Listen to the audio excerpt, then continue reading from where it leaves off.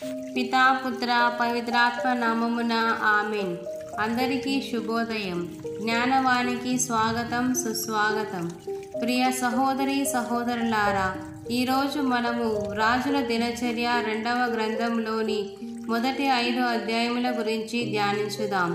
ఈ మొదటి 5 అధ్యాయములు సొలొమోను జీవితంలోని మొదటి భాగాన్ని ప్రతిబింబిస్తాయి.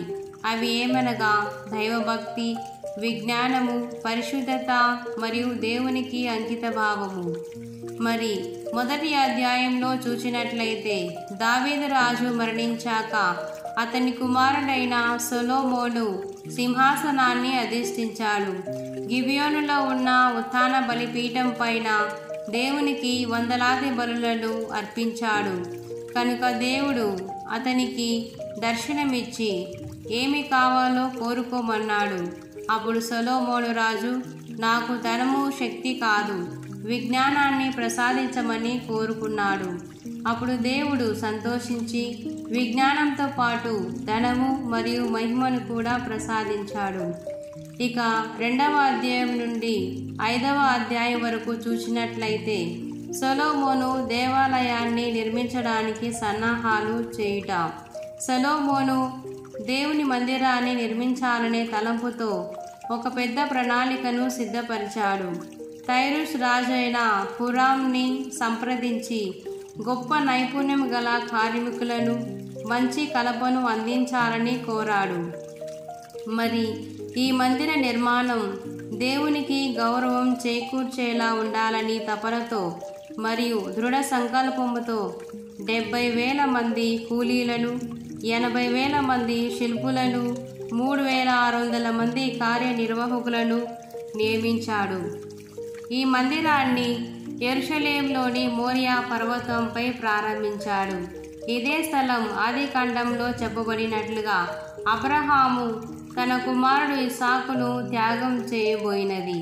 మరి ఈ మందిర నిర్మాణానికి కావలసిన కొలతలు, కళాకృతి, నిర్మాణ నైపుణ్యం మొదలగునవి అద్భుతంగా అత్యంత పవిత్రమైనటువంటి పరిశుద్ధమైనటువంటి ఈ ప్రదేశంలో తీర్చిదిద్దుటకు రూపొందించబడింది.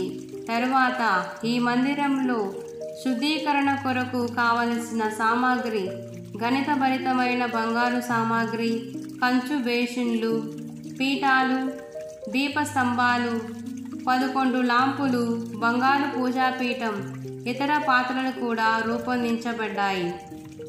ఇవన్నీ కళాత్మకంగా పరిశుద్ధతకు గుర్తుగా తయారు చేశారు.